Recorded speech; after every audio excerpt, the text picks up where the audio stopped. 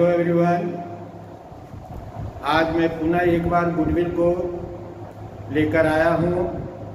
पिछले वीडियो में मैंने गुडविल को पूरी तरह से विस्तार पूर्वक समझाने का प्रयास किया। अर्थात जो व्यूअर हमारे चैनल पर नए आए हैं, गुडविल को अच्छी तरह से समझने के लिए इसके पीछे के वीडियो को भी देखना चाहिए। अर्थात हम पूरे विश्वास के साथ कह सकते हैं कि गुडविल को मैं कोई ऐसा भी नुस्खा नहीं हो जिसको मैं छोड़ देता हूँ। अर्थात गुडविल को पूरी तरह विद फैक्ट बताता हूँ। मैंने अपने ही वीडियो में प्राय गुडविल के नेचर्स के बारे में, goodwill as a nature of dog, as a nature of cat, as a nature of rat की चर्चा किए थे और विस्तार पूर्वक मैंने समझाया था कि ये सब गुडविल किस प्रकार से कैलकुलेट किए जाने चाहिए, किसका गुडविल होना चाहिए, किसका गुडविल नहीं होना चाहिए। फिर मैंने पिछले ही वीडियो में एक्सटर्नल गुडविल और इंटरनल गुडविल की भी चर्चा किया था और मैंने आपको बताया था कि इंटरनल गुडविल कभी बैलेंस शीट में लिखे नहीं जाते हैं, बल्कि इसे बैलेंस शीट के बाहर ही निपटा दिए जाते हैं। दैट मीन्स किसी को क्रेडिट कर देते हैं, किसी को डेबिट कर देते हैं। इस प्रकार इंटरनल गुडविल का बैलेंस शीट में कोई हाथ नहीं होता है। फिर बताए थे एक्सटर्नल गुडविल, जिसे प्राय बैलेंस शीट में दिखाया जाता है। इस प्रकार के गुडविल की उत्पत्ति व्यापार में प्रायः किसी व्यापार के गुडविल को खरीदने से उत्पन्न होती है। इसे ही एक्सटर्नल गुडविल कहा जाता है और एक्सटर्नल गुडविल को ही प्राय बैलेंस शीट में दिखाया जाता है। इंटरनल गुडविल को प्राय आपसी समायोजन के द्वारा इसे क्रिएट भी किया जाता है और इसे राइट ऑफ भी कर दिया जाता है। अर्थात इसे बैलेंस शीट में लाने की आवश्यकता नहीं पड़ती है। आज मैं पिछले वीडियो में आपको पुनः मैंने बताया था एवरेज प्रॉफिट मेथड के द्वारा गुडविल की गणना, वेटेड एवरेज प्रॉफिट मेथड के द्वारा गुडविल की गणना। आज मैं इसके आगे प्राय सुपर प्रॉफिट मेथड के द्वारा गुडविल की गणना कैसे की जाती है और फिर बताएंगे आपको कैपिटलाइजेशन मेथड्स के द्वारा गुडविल की गणना कैसे की जाती है। और इसके अंतर्गत फर्स्ट ऑफ ऑल कुछ टर्म को जानना बहुत जरूरी है। अर्थात टर्म को पहले हम समझेंगे तो हमें किसी भी प्रकार से कैलकुलेशंस करने में कोई कठिनाई नहीं होगी। तो हम पहले टर्म को समझेंगे और टर्म के अनुसार हम सबको डिस्कस करते हैं विद फैक्ट, अर्थात इसके अंदर के बातों को भी समझाते हुए। तो आज हमारा वीडियो प्रायः सुपर प्रॉफिट मेथड्स के द्वारा गुडविल का मूल्यांकन किस प्रकार से किया जाना चाहिए उस पर चर्चा करेंगे और इसके फिर आगे चर्चा करेंगे, जिसे कैपिटलाइजेशन मेथड्स के द्वारा गुडविल की गणना बताएंगे। तो फर्स्ट ऑफ ऑल हम सुपर प्रॉफिट मेथड की ओर बढ़ रहे हैं, जिसे हम तीसरा नंबर देते हैं।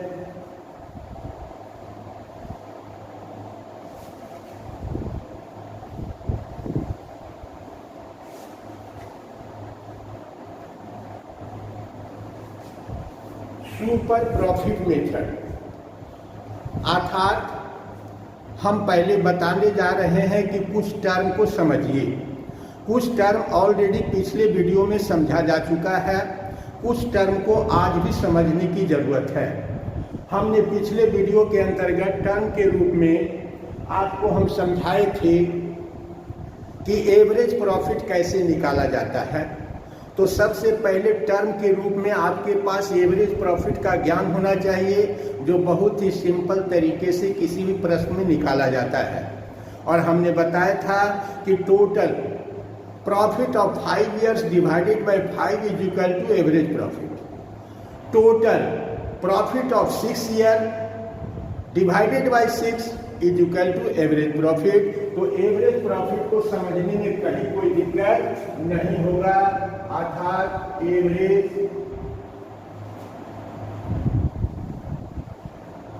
Profit is equal to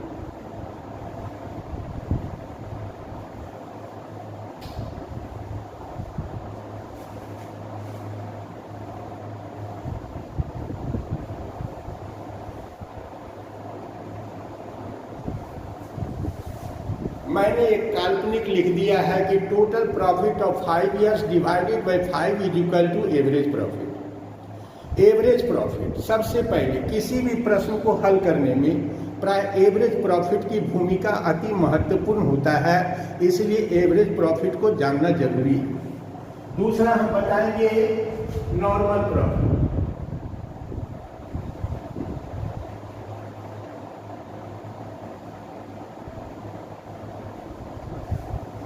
normal profit, normal profit इसको सामान्य लाभ की संज्ञा दिया जाता है, इसे स्वाभाविक लाभ भी कहा जाता है। जैसा कि हम जानते हैं कि हर व्यापार के अंतर्गत एक नॉर्मल रेट ऑफ रिटर्न होता है। नॉर्मल रेट ऑफ रिटर्न का मतलब अगर इस प्रकार के व्यापार को किया जाए तो उसका normal rate of return 10%, 15%। Normal rate of return एक ही प्रकार के व्यापार, चाहे वो कपड़े का व्यापार हो या अन्य कोई भी व्यापार हो, अगर हम किसी व्यापार को करते हैं, सपोज दैट यहाँ पर दो व्यक्ति है ए और बी, दोनों एक ही प्रकार के व्यापार को प्रारंभ करता है। उसके पास 5 लाख रुपए की पूंजी, दोनों अपनी 5 लाख की पूंजी को व्यापार में लगा देता है और इस व्यापार का अगर नॉर्मल रेट ऑफ रिटर्न 10% है तो यहाँ पर स्वाभाविक रूप से कहा जाएगा कि दोनों का वार्षिक लाभ प्राय 50,000। That means 10% of ₹5 lakh is equal to 50,000 दोनों का प्रॉफिट होना चाहिए। लेकिन प्राय हम देखते हैं कि अपने जीवन में प्रतियोगिताएं हम लोग पढ़ते हैं, परीक्षा देते हैं, एक ही टॉपिक, एक ही बुक्स, एक ही सिलेबस को पढ़ते हैं, लेकिन कोई टॉप कर जाता है, कोई सेकंड डिवीजन आ जाता है। दैट मीन्स किसी में पढ़ने की क्षमता अधिक होती है और किसी में पढ़ने की क्षमता कम होती है, जिसके द्वारा ये अंतर प्राप्त होता है। उसी भी प्रकार से प्राय व्यापार में भी किसी का नॉर्मल रेट ऑफ रिटर्न 10% होता है, लेकिन उसी व्यापार में कोई व्यक्ति 20% का रिटर्न कमाता है। दैट मीन्स पहले की अपेक्षा वह 10% के रिटर्न अधिक कमाता है। That is super profit. Super profit का मतलब अधिक लाभ कमाने की क्षमता को कहते हैं। अर्थात एक प्रकार के व्यापार में प्राय हर प्रकार के व्यापार में एक नॉर्मल रेट ऑफ रिटर्न होता है कि अगर इस प्रकार के व्यापार को किया जाए तो नॉर्मल रेट ऑफ रिटर्न के रूप में 10% तो आय कमाना तय है, निश्चित है। लेकिन उसी प्रकार के व्यापार में कोई कोई व्यक्ति प्राय नॉर्मल रेट ऑफ रिटर्न से ज़्यादा का लाभ कमाता है, इसे ही प्राय सुपर प्रॉफिट कहा जाता है। सुपर प्रॉफिट का मतलब अधिक लाभ कमाने की क्षमता, अर्थात दूसरों से हम कितना अधिक लाभ कमाते हैं, that is called super profit. इसलिए सुपर प्रॉफिट की गणना करने के लिए फर्स्ट ऑफ ऑल हमारे पास नॉर्मल प्रॉफिट होना चाहिए, और नॉर्मल प्रॉफिट निकालना बहुत आसान होता है। That means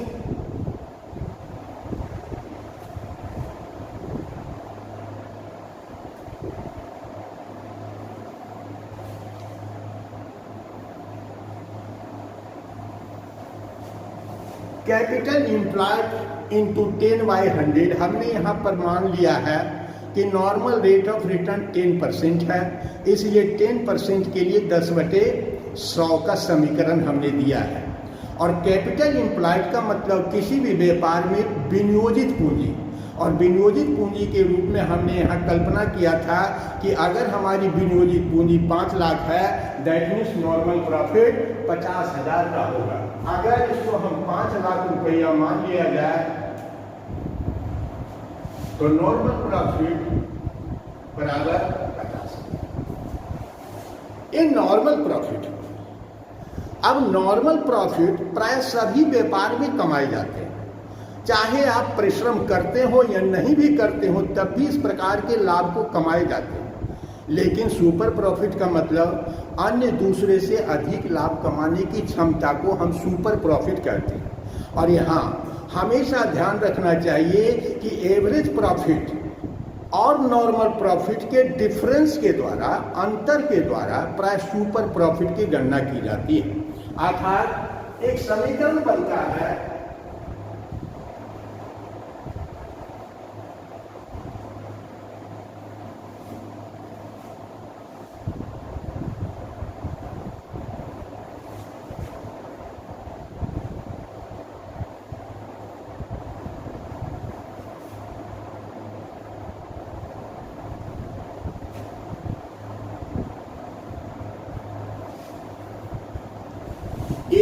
profit minus normal profit is equal to super profit. Average profit किसी भी व्यापार का प्राय कई वर्षों के लाभ के आधार पर निकाला जाता है। जो फर्स्ट ऑफ ऑल हमने इसकी चर्चा किया, ये 5 वर्ष के लाभ के आधार पर हो सकते हैं, 4 वर्ष के लाभ के आधार पर हो सकते हैं, 4 से डिवाइड किए जाएंगे, 6 वर्ष के लाभ के आधार पर हो सकते हैं, 6 से डिवाइड किए जाएंगे। तो एवरेज प्रॉफिट एक सामान्य प्रक्रिया है, इसमें कहीं कोई प्रॉब्लम नहीं है। हम जब सुपर प्रॉफिट निकालते हैं तो actual average profit minus normal profit is equal to super profit, यही सुपर प्रॉफिट कहलाता है। और तब गुडविल की गणना प्राय सुपर प्रॉफिट मेथड के अंतर्गत प्राय सुपर प्रॉफिट के आधार पर किया जाता है। और सुपर प्रॉफिट के आधार पर गणना फिर उसी प्रकार से किए जाते हैं कि super profit multiplied by number of years purchase. जिस प्रकार हम एवरेज प्रॉफिट में multiplied by number of year purchase करते थे, प्राय उसी प्रकार से यहाँ सुपर प्रॉफिट में नंबर्स ऑफ ईयर परचेज का मल्टीप्लिकेशन देंगे। तो यहाँ पर गुडविल बराबर क्या हो जाएगा,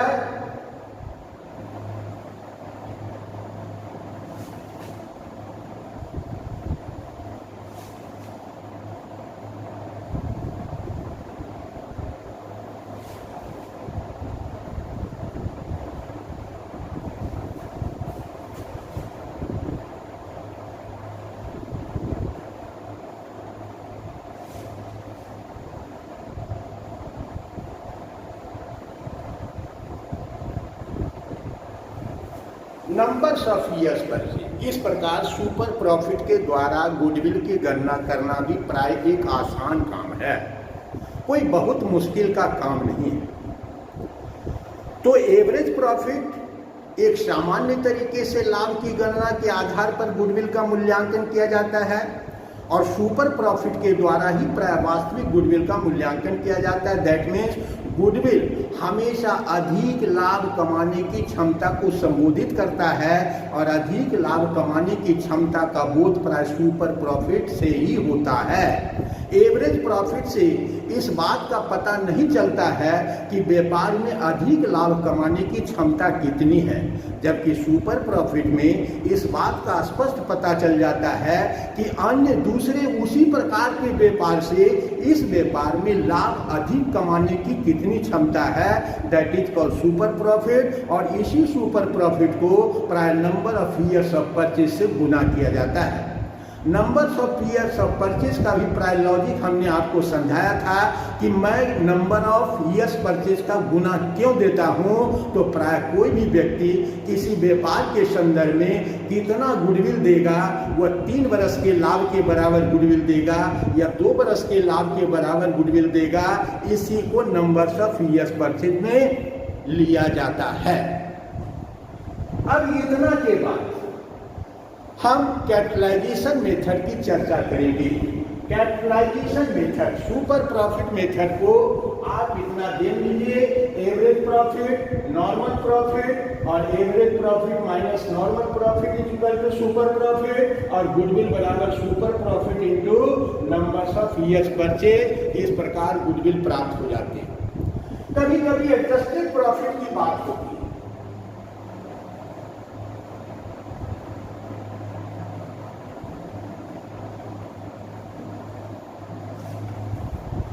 एडजस्टेड प्रॉफिट, कभी कभी व्यापार के अंतर्गत हमें एक समायोजित लाभ की गणना करने की आवश्यकता होती है।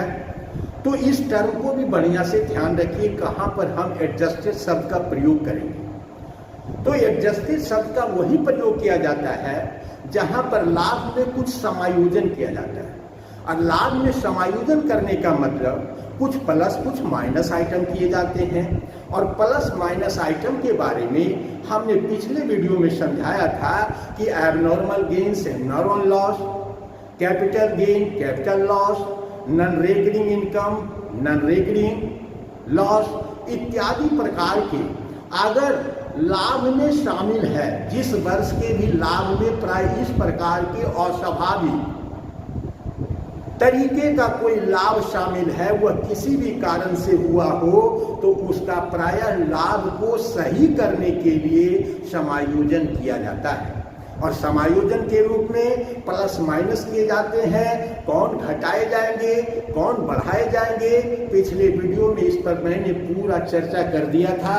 यहाँ एज ए टर्म के रूप में केवल समझा रहे हैं कि एडजस्टेड प्रॉफिट टर्म का मतलब क्या होता है। जब इसमें कोई समायोजन प्लस माइनस इत्यादि का देते हैं तब हम उसको एडजस्टेड प्रॉफिट के नाम से संबोधित करते हैं। इतना ही अंतर होता है और कोई अंतर नहीं। अगर किसी भी प्रकार का एडजस्टमेंट नहीं हो तो हम सीधे सीधे उसको एक्चुअल एवरेज प्रॉफिट कहते हैं और after the adjustment that is called adjusted profit. तो हम हमेशा एडजस्टेड प्रॉफिट की ही बात करते हैं। जब कोई समायोजन नहीं होता है तो एक्चुअल प्रॉफिट ही एडजस्टेड प्रॉफिट होता है, और जब कोई समायोजन होते हैं तो उसमें एडजस्टेड प्रॉफिट निकालने के लिए प्रायः इस प्रकार के लाभ अथवा हानि का समायोजन करने के बाद आए हुए लाभ को समायोजित लाभ कहते हैं। और उसी समायोजित लाभ का प्रयोग प्राय सुपर प्रॉफिट निकालने में किया जाता है। तब हम सूत्र के रूप में लिखेंगे actual adjusted profit minus normal profit is equal to super profit, और नीचे की क्रिया बिल्कुल वही रहेगी, super profit multiplied by numbers of years purchase. That means बच्चे समझ गए होंगे, इसमें अब कहीं कोई दिक्कत नहीं है। कहीं भी कोई दिक्कत हो तो आप हमारे पिछले वीडियो को देखें, आपके हर परेशानी का निराकरण आपको मिल जाएंगे। इसमें कोई सोचने की बात नहीं है। अब हम चर्चा करेंगे कैपिटलाइजेशन मेथड को, अर्थात इसका स्क्रीनशॉट लेना है तो आप ले सकते हैं ताकि आपको पढ़ने में सुविधा प्रदान हो।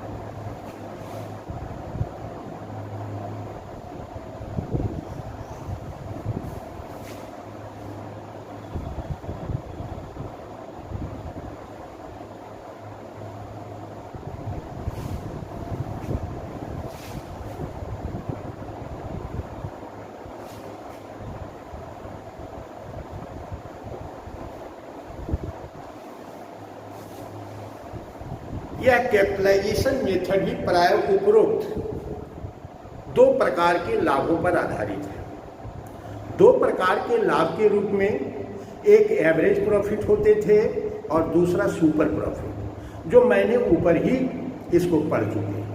एक कैपिटलाइजेशन मेथड प्राय उसी के आधार पर प्रयोग किया जाता है। इसीलिए इसके दो मेथड होते हैं, capitalisation of average profit method and capitalisation of super profit method. Average profit का क्या मीनिंग है, सुपर प्रॉफिट का क्या मीनिंग है, ऊपर में बताए जा चुके हैं। यहाँ पर कैपिटलाइजेशन का मतलब क्या होता है? कैपिटलाइजेशन का मतलब होता है कि हमारे द्वारा कमाए गए लाभ को प्राय कैपिटल में कन्वर्ट कर दिया जाता है। हमारे द्वारा कमाए गए लाभ को प्राय कैपिटल में कन्वर्ट कर दिया जाता है, चाहे वह एवरेज प्रॉफिट हो या सुपर प्रॉफिट हो। अगर हम एवरेज प्रॉफिट के द्वारा कैपिटलाइजेशन करते हैं तो हमारा सूत्र बनेगा, इसको बोलते हैं कैपिटलाइजेशन वैल्यू ऑफ बिजनेस।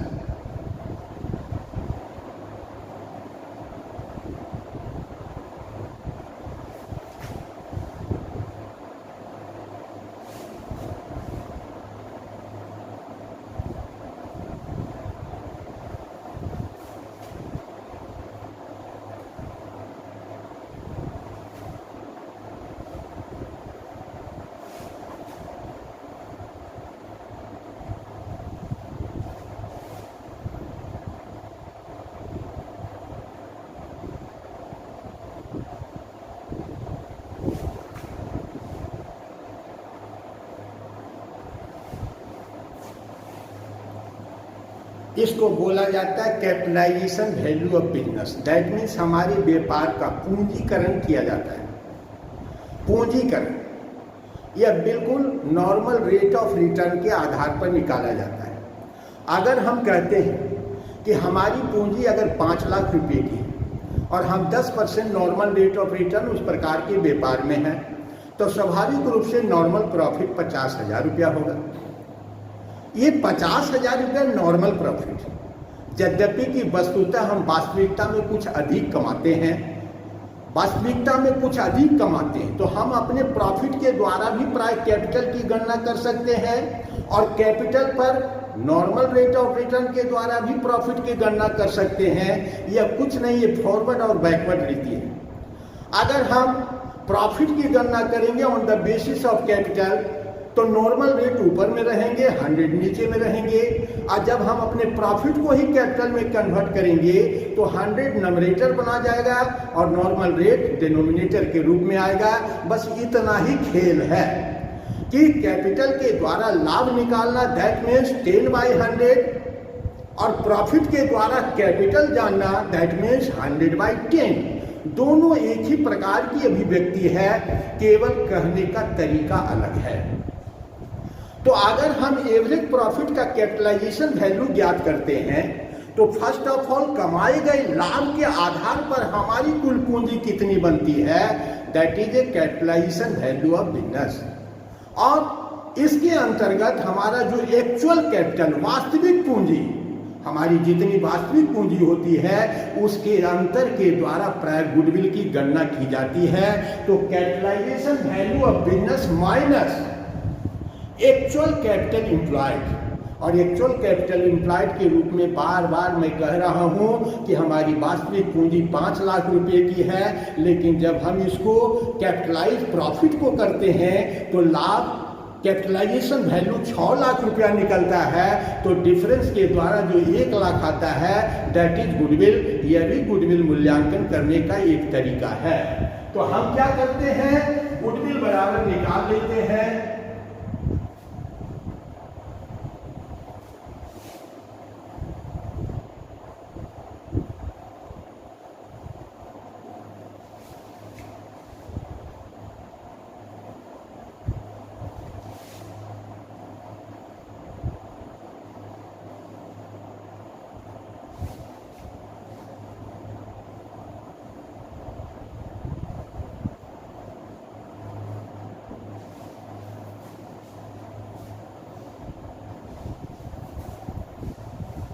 इस प्रकार गुडविल बहुत आसान है।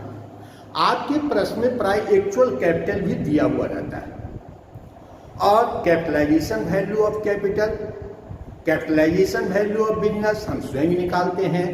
इस प्रकार प्रश्न के दिए गए पूंजी से प्रायः निकाले गए पूंजी का अंतर निकालते हैं, वही अंतर प्राय गुडविल कहलाता है।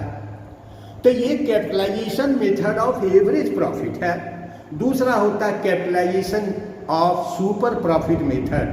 तो दोनों ही बिल्कुल समान है, केवल अंतर इतना ही है कि इस एवरेज प्रॉफिट के स्थान पर सुपर प्रॉफिट को रखते हैं और सुपर प्रॉफिट को किस तरह से निकाला जाता है इसके ऊपर बताए जा चुके हैं। तो अंतर केवल इतना ही है, कुछ भी मिटाने की आवश्यकता नहीं है।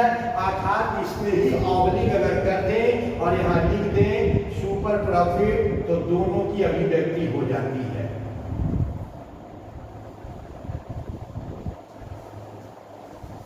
अर्थात capitalisation value of business according to super profit method, तो हम लिखेंगे super profit into 100 divided by normal rate of return.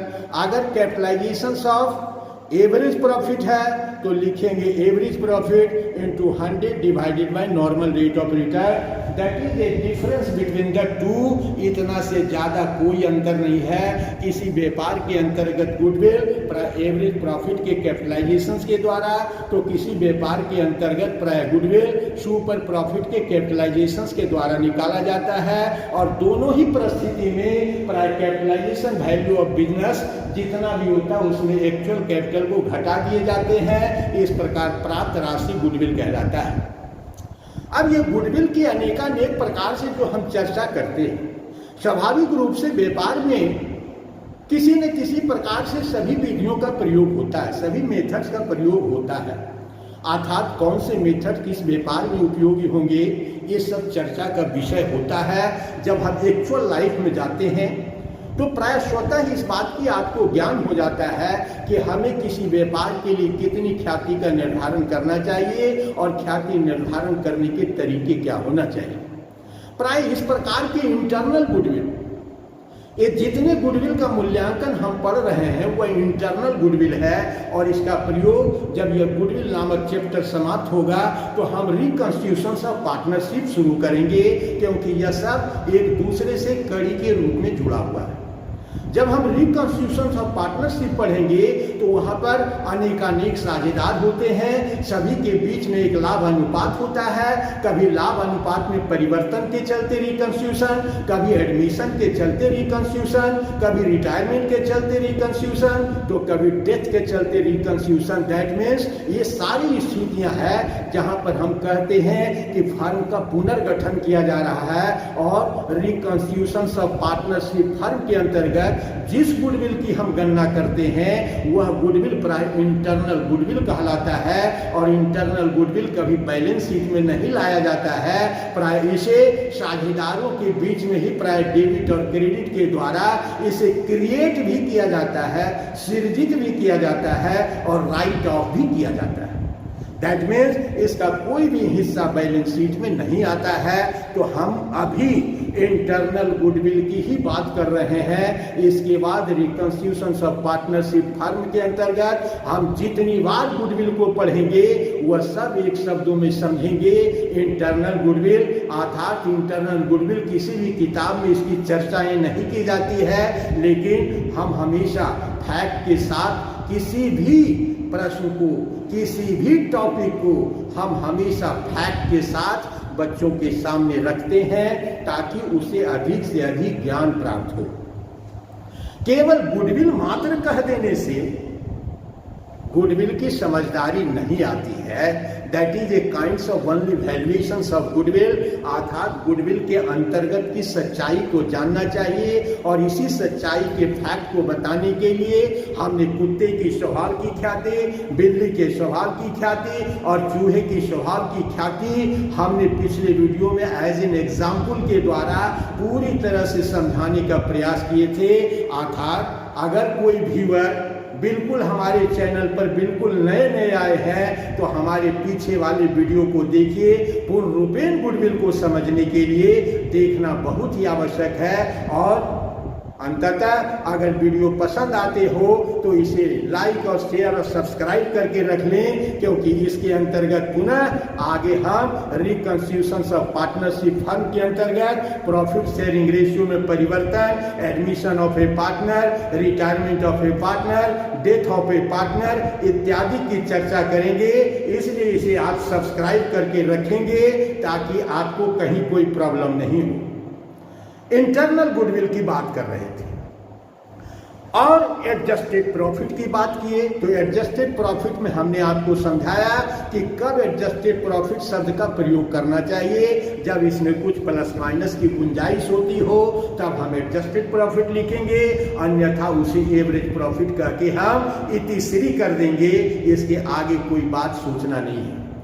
अब इसके अंतर्गत आज एज ए थ्योरेटिकल के रूप में, एज ए फॉर्मूला के रूप में मैंने आपको गुडविल को पूरी तरह से समझा दिया। नेक्स्ट वीडियो में जब आएंगे तो कठिन सवाल को आपके समक्ष रखेंगे ताकि आपको साधारण सवाल को हल करने में तो बिल्कुल परेशानी ना हो, साथ ही साथ कठिन प्रकार के सवालों को भी हल कर सकें। तो इसके अगले वीडियो का इंतजार कीजिए। तब तक नवरात्र की हार्दिक शुभकामनाएं। मैं अपने सभी व्यूअर को दुर्गा पूजा की हार्दिक शुभकामनाएं देता हूं। इसी शुभकामनाओं के साथ आज का वीडियो मैं समाप्त कर रहा हूं। तब तक के लिए जय हिंद।